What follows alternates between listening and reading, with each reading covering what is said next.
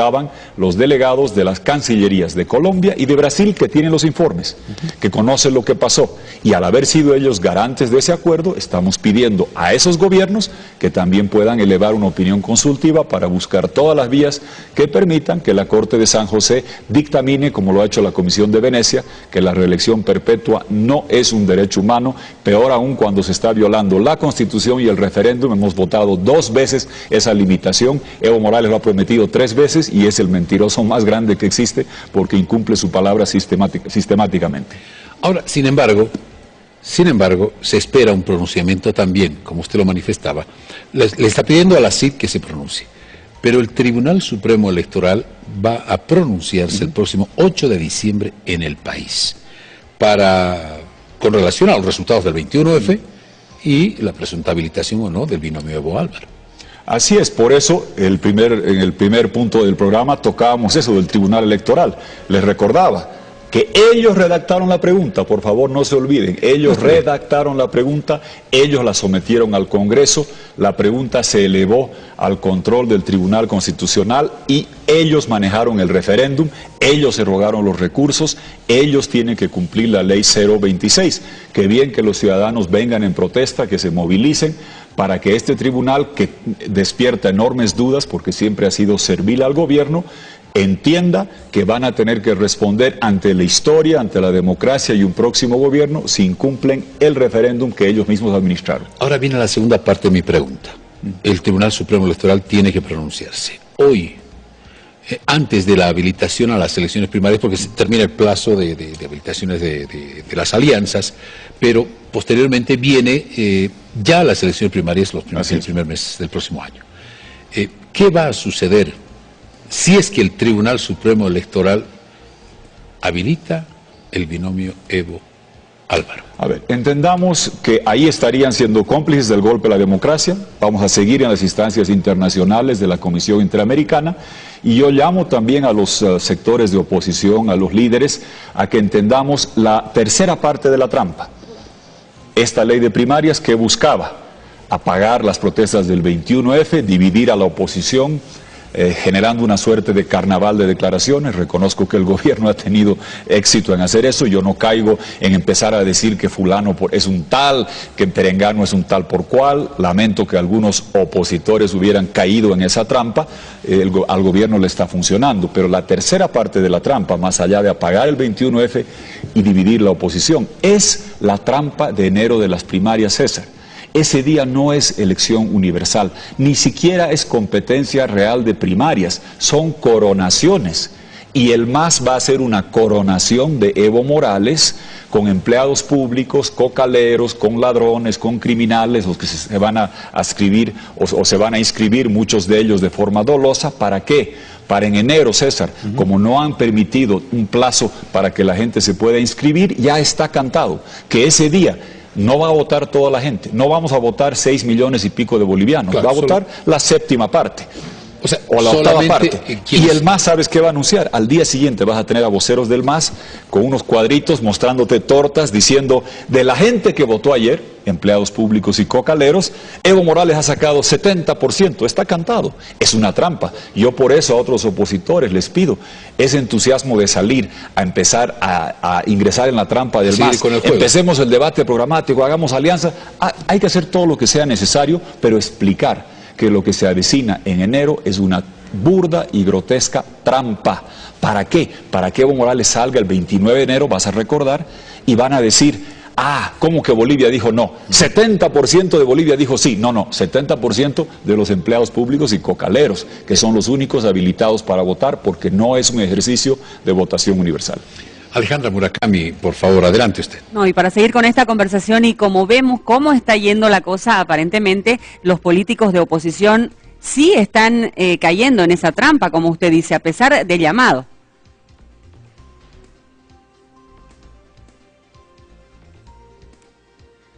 Sí, Alejandra, yo lamento, yo no he participado, mire, he estado en un par de programas y me ponen las fotos de varios opositores y cosas que dicen el uno del otro. Yo lamento que haya un opositor que salga a decir que Samuel por aquí o que Mesa por allá. Estamos cayendo en la trampa que buscaba el gobierno de apagar el 21F, aplacar la protesta ciudadana y empezar a causar división. No hagamos el trabajo, yo por ahora voy a evitar caer en eso y más bien pedir, lo he hecho por escrito y lo reitero, a todos los líderes políticos, plataformas, candidatos, que trabajemos juntos en estos tres elementos.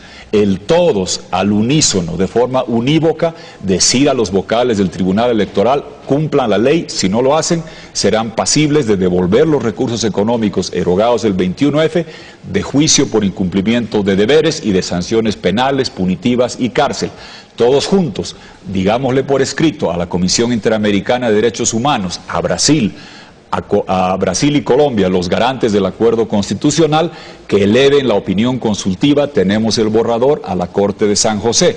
Y todos juntos enfrentemos con una respuesta política mancomunada esta trampa de las primarias, que lo que busca son titulares en medios estatales y paraestatales del 29 de enero, que digan Evo Morales 400 y pico mil votos y fulanito 30.000, 20.000, porque eso ya está cantado. Esta no es unas primarias competitivas dentro de un partido.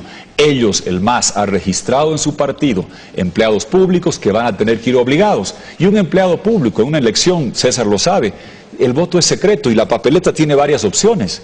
Pero ese día van a tener que ir y pedir la papeleta del MAS, están en la lista, si no lo hacen los despiden, igual será el control cocalero. ¿Para qué? Para pretender mostrar al mundo y al país de que están revirtiendo las derrotas del 21F y de la elección judicial, donde ha quedado demostrado que son minoría y que hay una aplastante mayoría que quiere república, libertad, que quiere un país con derechos y no sujeto al capricho autoritario de una satrapía de corte tiránico, que es la que nos desgobierna ahora. Ingeniero, ¿y qué estaría menos mal? Es decir, ¿qué pasaría si analizamos este otro escenario? Si ningún partido político de oposición, por ejemplo, se presenta a las primarias.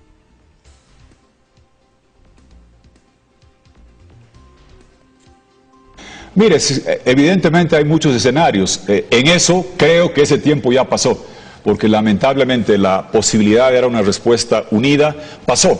El gobierno puso la trampa, se precipitaron varias candidaturas y no hemos tenido la capacidad hasta ahora de dar una respuesta unida.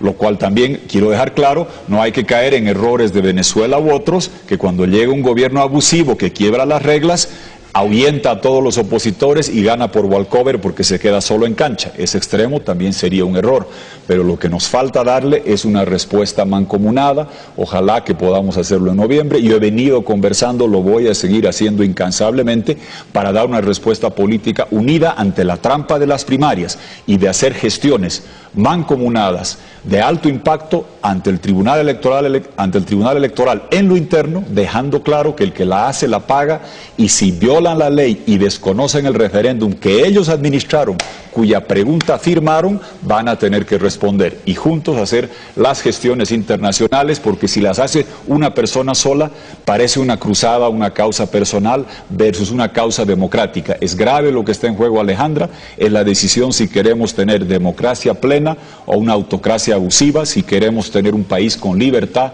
o sujeto a opresión, si queremos tener una república soberana o ser una colonia cubana con estas trampas de primarias y otras que nos están aplicando, replicando o emulando los modelos de Nicaragua y Venezuela. Y le voy a consultar esto que me imagino se pregunta a mayoría de la población. ¿Qué se debe hacer para lograr este consenso en la oposición?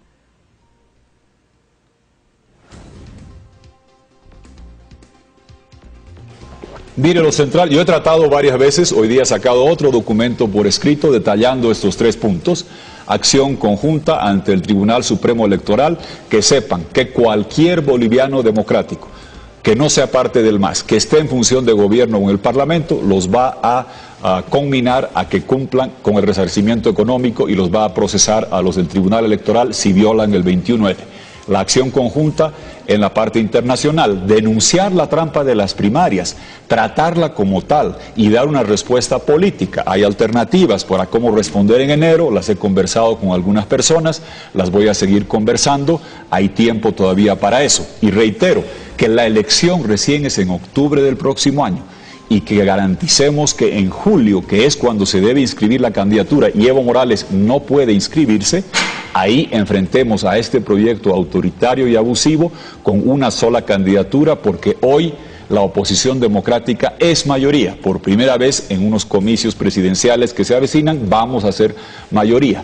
Esa mayoría hay que ejercerla con un proyecto unido, con la candidatura que esté mejor posicionada en julio.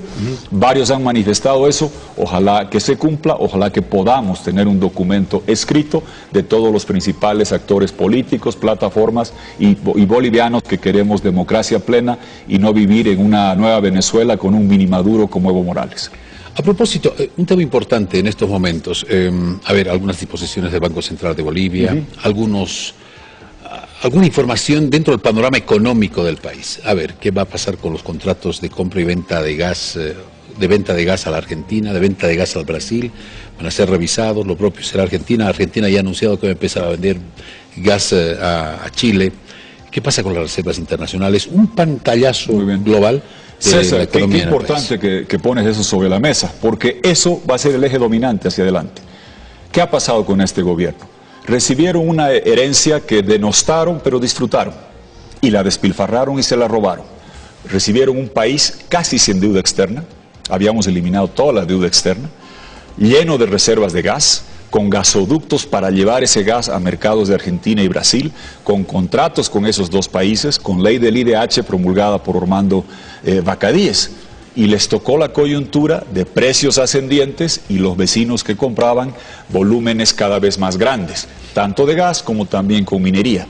Evo Morales llegó a tener 8 veces los ingresos fiscales que había antes, producto de la herencia gasífera y los mercados desarrollados y los precios coyunturales altos. Se los farrearon.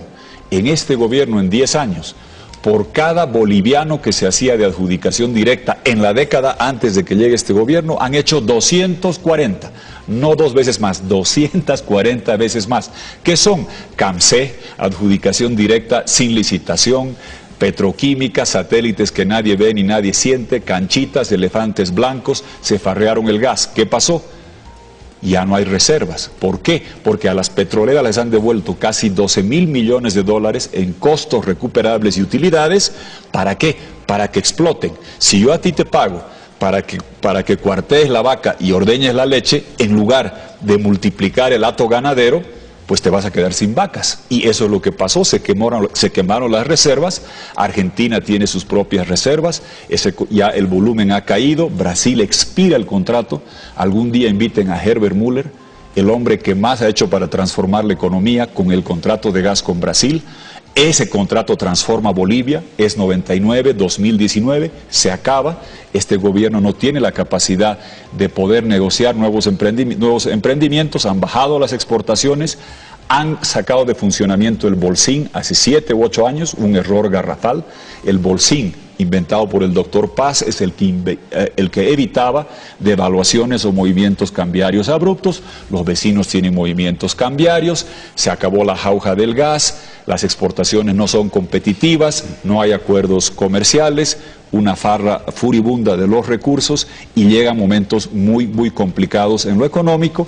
Y lamento decir, pero las autoridades económicas del gobierno, cada vez que abren la boca causan pánico en lugar de insuflar certidumbre por la forma tan equívoca que se manejan y conducen. Vamos a tener serios problemas hacia adelante. El resumen, César, que este gobierno denostaba la herencia que recibió, se la farreó, la despilfarró, nos inundó de corrupción, nos manchó de narcotráfico y despilfarró los mejores recursos sin dar respuestas estructurales a salud, educación, empleo o productividad. Gracias por la presencia del expresidente Jorge Tuto Quiroga, que estuvo esta noche con nosotros para hablarnos de este tema. Los resultados del referéndum del 21F, el pronunciamiento de la CID sobre esto, y que, como lo ha manifestado, es importante que se pueda dar antes de que culmine este año. Gracias, César. Buenas noches. Alejandra. Como siempre, muy amable. Alejandra estuvo con nosotros, el expresidente Jorge Tuto Quiroga. Así quisimos empezar, que no me pierda de esta noche. Con uno de los temas más importantes, sin duda, de la jornada, este anuncio de demanda a nivel internacional. Importante también conocer este aporte que hace él a propósito del papel que está jugando el gobierno y el papel que debería jugar también a futuro la oposición de cara a las primarias y después a las elecciones generales. César.